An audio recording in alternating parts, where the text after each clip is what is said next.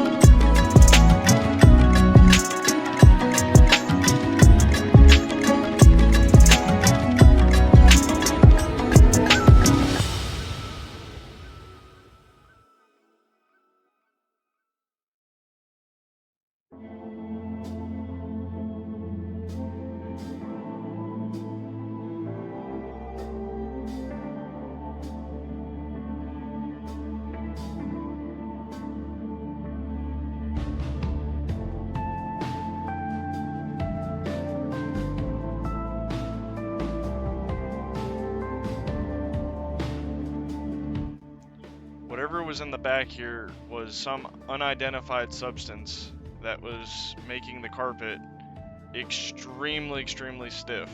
Like it was mud or something that was completely locking up the carpet. It's better now after I've scrubbed it all out, but it was quite a challenge to get it clean in the back here.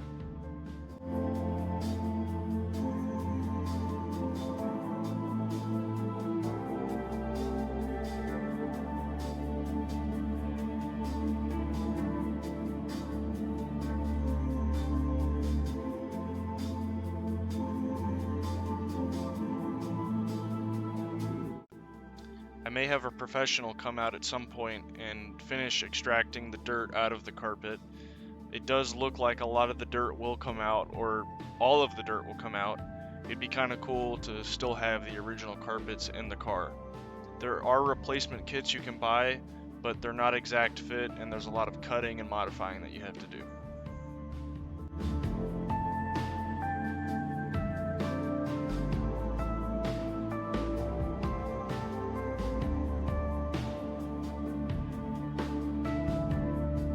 Alright, I am back the next day after shampooing the carpets.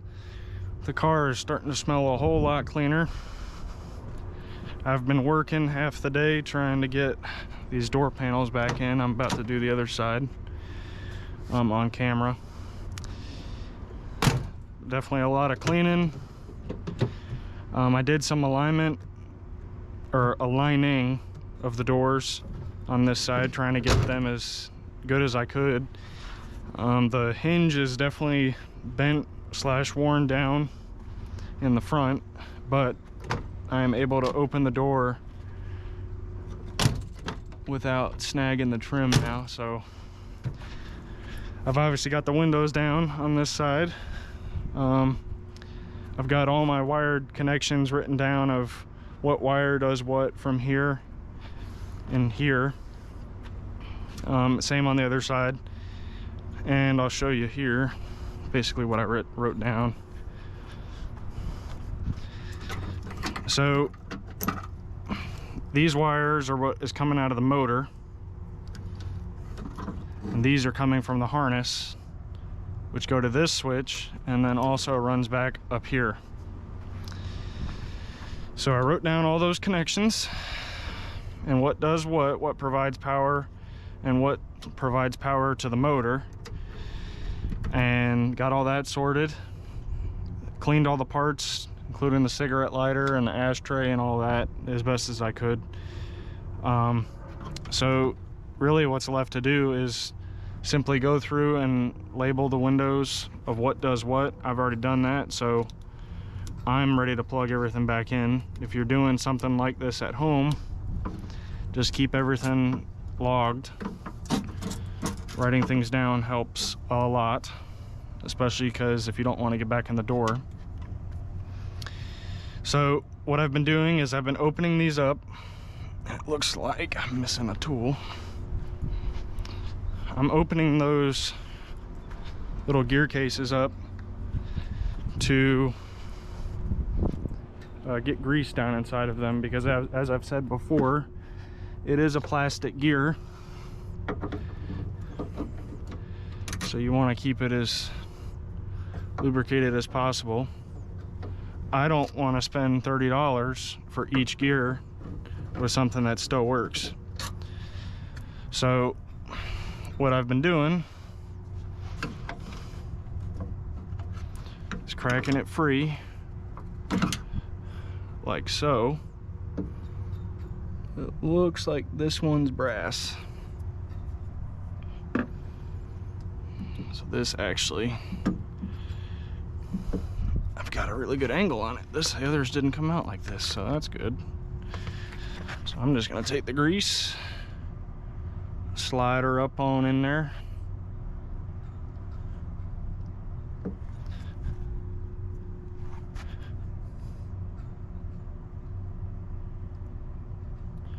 Now you can use a white lithium grease. Doesn't really matter, you just need something to re-grease it, especially if the vehicle hasn't been operational in quite some time. So all I'm gonna do is put this guy back in.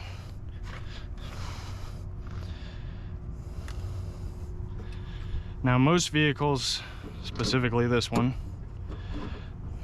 and all Mopars, have a spring assist for the motor that helps put the track, or push the track up higher and higher, or control it on its descent, so that the motor doesn't have to do as much work, specifically holding the window in place.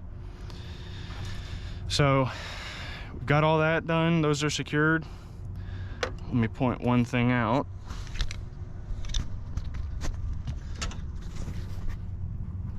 See if you can see it. I can't tell if you can see it, but right there is it's like a washer, a rubber washer. And that rubber washer is very important, because when water comes down the door on the inside, it lands on that washer, and every time that you use the window motor, it slings that water away. Those little washers break down over time. And I've seen some people talk about using valve seals or anything like that, to valve stem seals, to replace it, because there's no replacement, like aftermarket replacement, unless you can find one in the junkyard. So that takes care of my motor on this part.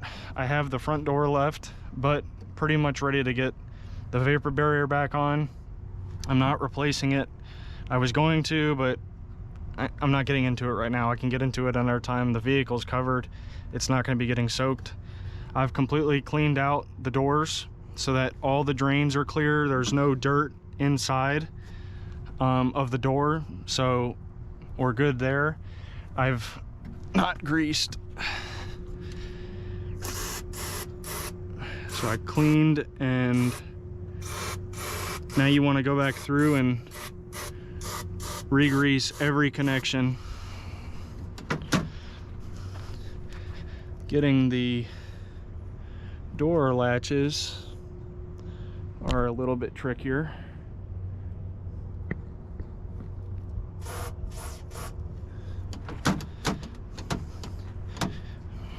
Specifically because of this rubber getting in my way.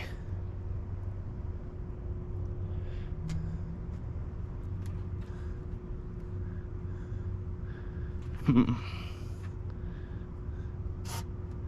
can't get that top one there. Let me see if I can.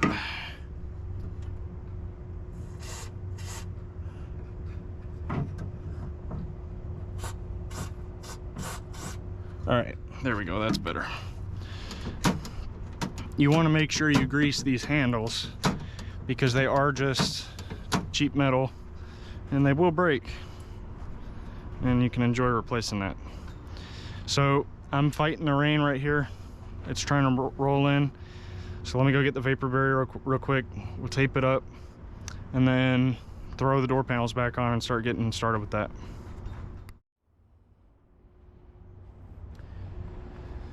All right, I completely forgot. Didn't have vapor barrier on this side. I just went back and watched the video to confirm that I didn't misplace it or anything like that. So I'm not gonna put one back again, like I said, because the vehicle is gonna be covered, so there's no real importance to it. I recommend putting one in, and I will put one in, just not today. So the next step would be to put the vapor barrier on for these Imperials, and I'm sure probably the Chrysler New Yorkers and the Saratoga and all that craziness will all tuck the vapor barrier into this little sleeve down here. Let me make sure I'm getting it. You tuck it in this sleeve so that the vapor barrier is dripping directly into the door, and you're not putting water into the interior. It's going directly back into the door channel. So the next step is, for me, is getting the door panel on, getting started with that. All right, now to take these doors apart, these door handles, let me say that's better. You have these multiple pieces that you have to take step by step. If you don't take them step by step, you're just gonna get into it doing it all backwards, and you're gonna fight the car the entire time. The best way to do this, to install, is you stretch these little go wipes, or whatever you want to call them. Here comes the rain. You want the split towards the outside of the vehicle so that it's hidden whenever the handle is not moving. Then you're going to drop the handle in like so.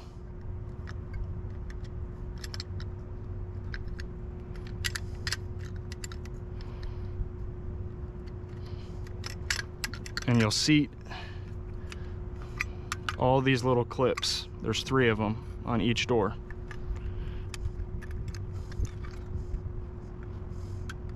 Here we go. All right, we're gonna take this guy and we are going to start by feeding our cigarette lighter wire in here. Then you're gonna take these wires and run them through the slot. Tilt your door panel up so that it's hanging like so.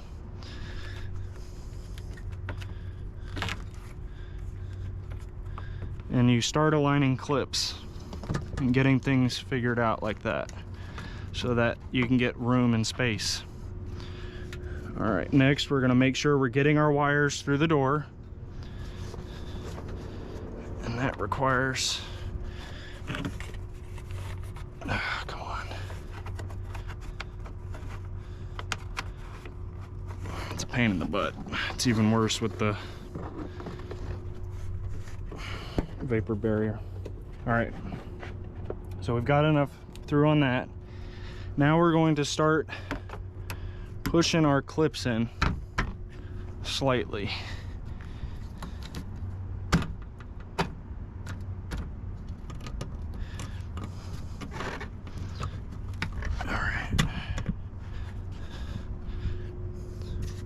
All right, now we have enough movement to get this in. So you got to make sure that this screw is backed out enough to where this square will latch onto the knob for the door. So you're going to put it down inside here, and you have to go by some feel. If you can get a good angle, you can sometimes catch a glimpse of what you're doing right or wrong.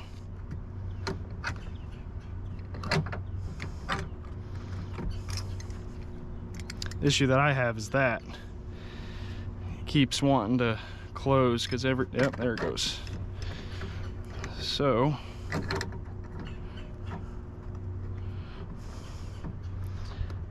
I just gotta sit here,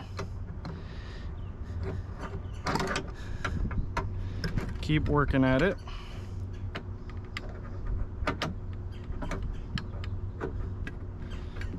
Come on. These are not fun at all.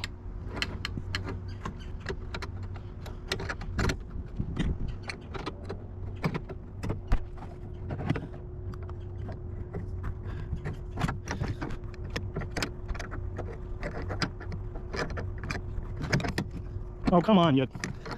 Can't say that.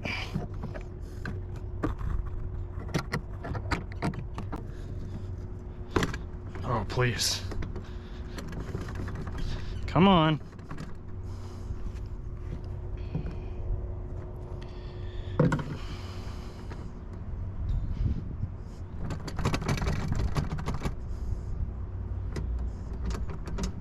All right, I got it halfway on. Let's start seating the door panel more.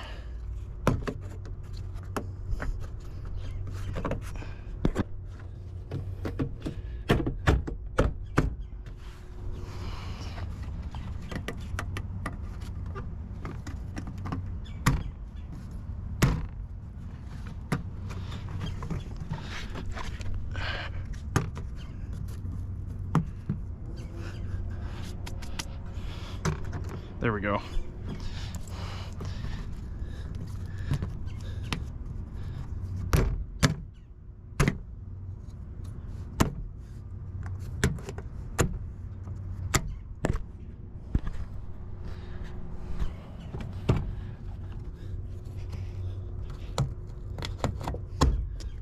All right.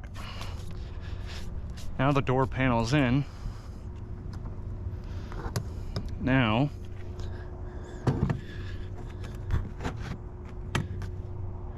we get to run a screwdriver down in here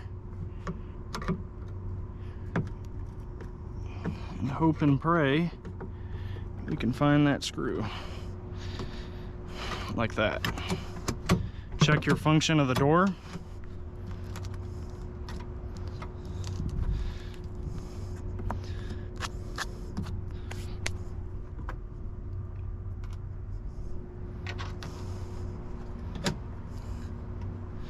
It's locked, unlocked. So we're good to go there. All right, make sure you have all your door clips. If you're taking these handles out, the easiest way to do it is to get the entire panel disconnected from the door, minus this top section where it would tuck in. You pull the panel out, you take this plate off, tilt it this way or this way, wherever you can get the screwdriver down inside, unscrew it, and then slowly work it off. You don't want to tear up your door panels just trying to get to the handle, because you will regret it later on down the road. So the next step for me is getting these screws in.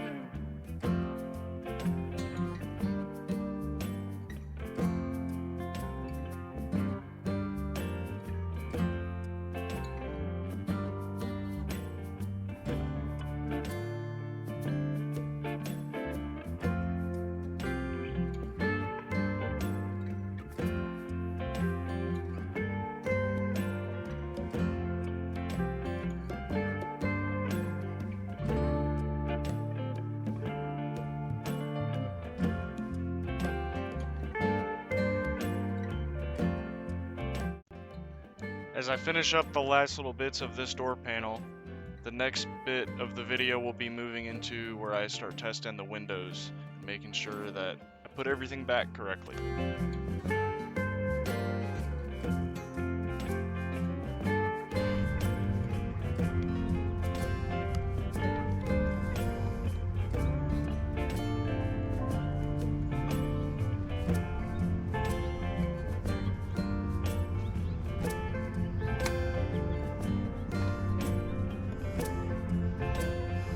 Hopefully that's a good ground. Now we take, actually let me do driver front down. It is the brown wire.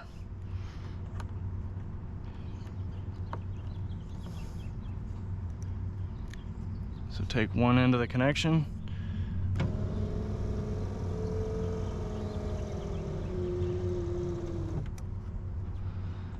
All right, that works. So that's our brown wire done. Let's see, that would be the next one. I don't know what the next one is. It could be something separate. These appear like they're the circuit wires. Don't know for sure. Pink is up, passenger front up.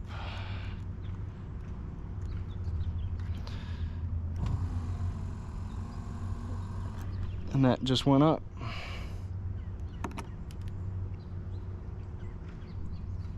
Purple is down for that window.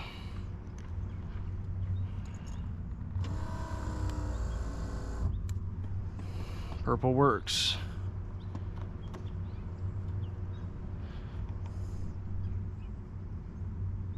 Blue is up for driver front.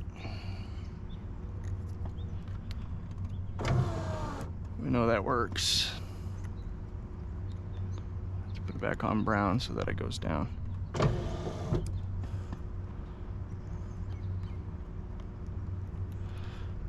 All right. I'm assuming this is red. Red is driver rear down, orange is up.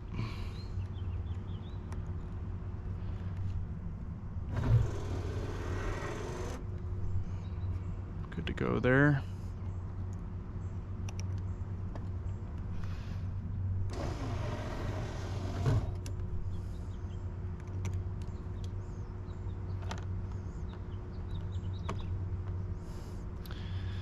All right, now the rear window is the only one we haven't done.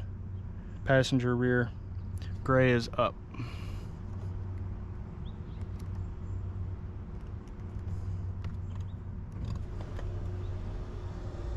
We're good. Green is down.